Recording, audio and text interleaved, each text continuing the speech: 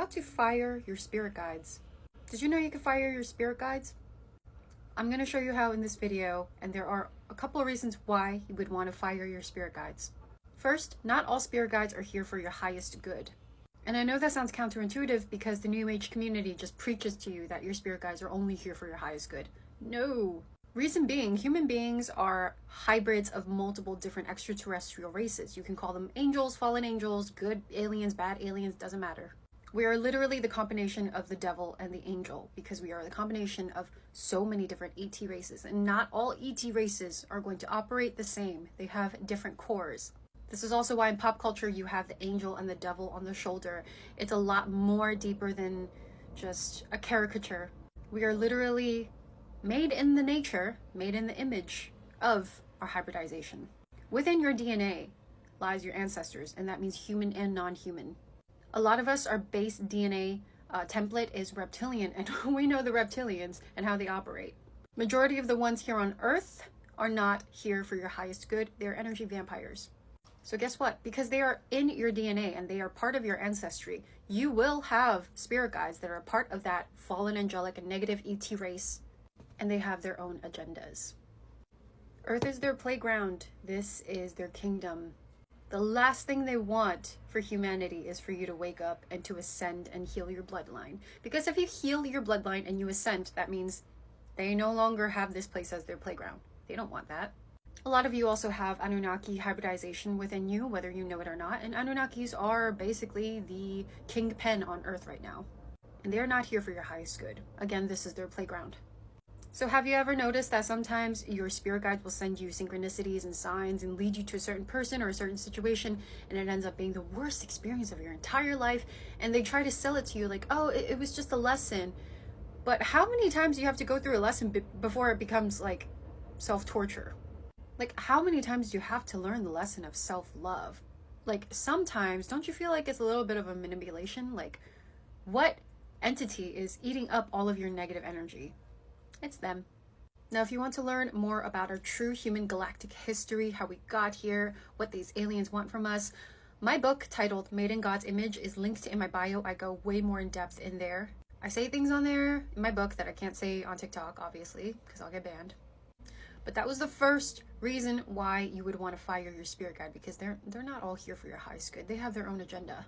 The second reason is they have their own agenda, right? Even if the spirit guide is quote unquote good, we have to come to the realization that anything that inhabits an avatar, whether it is in the 3D, 5D, 6D, 11D, as long as it has an avatar, as long as it has the vocabulary I, it has an ego. So that means your spirit guides have an ego. That also means they have their own agenda and their own perspectives on things. What you think is for your highest good, they may not agree with it. And if you give your autonomy away to them, you will have no control over your own life. Like ever. So now, how do you fire your spirit guide? First, you have to recognize the patterns. Every single spirit guide has their own energy signature. The more you get in tune with their energy signatures, the more you will know which one is which. You can also see the results playing out in your life, right? If you listen to one spirit guide versus the other, how does it play out? There's always a discrepancy. Now you, being human and you have free will, you get to choose who you want to listen to. Once you figure out who is the bad seed, the bad spirit guide, just tell them, either through meditation or just speaking it out loud, you don't have authority over my life anymore. I'm not going to listen to you. No matter how hard you try to send me these signs and synchronicities to try to force me into a situation, I'm always going to reject it. I will do what's best for me now. I don't want to listen to you. Sometimes if the spirit guide is very powerful or extremely stubborn because you have no idea what kind of entities you're working with, you have to psychically or astrally, if you can astral project, but do it safely. Trap that spirit guide in a mirror box. What does a mirror do? It bounces light, right? You are infinitely trapped in a mirror. So when you trap a spirit guide, which is basically light, right? Because consciousness is light, you are trapping it into a mirror. It can't get out. And the only way it can get out is if it behaves. It can no longer ruin your life. Trap it in a mirror box. Let's see how long they're going to play these games with you. You have to realize that you have a lot of spiritual power. They don't teach you this because obviously humans are humans. We'll run amok. But I'm telling you this right now because this will help you avoid a lot of unnecessary disasters in your life.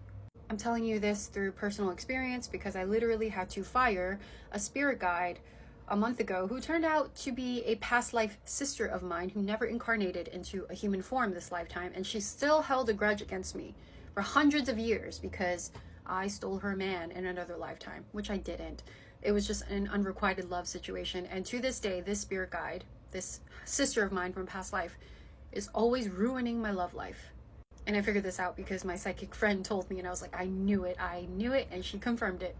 So what did I do? I boxed that sister of mine in a mirror box, and she's still trapped in there. And you can energetically feel if the spirit guide is going to finally back down or they're not going to let up. And right now she's still not letting up, so she's still going to be trapped there. And the moment I trapped her in that mirror box like that, my love life shifted. So I hope this helped you. You have a lot more autonomy and free will than you think you do. Don't allow the outside to affect you as long as you know what you want internally and you have enough self-conviction and self-awareness to get you there. I would say only take about 50% of what a spirit guide is telling you to be the truth because they have their own agenda as well.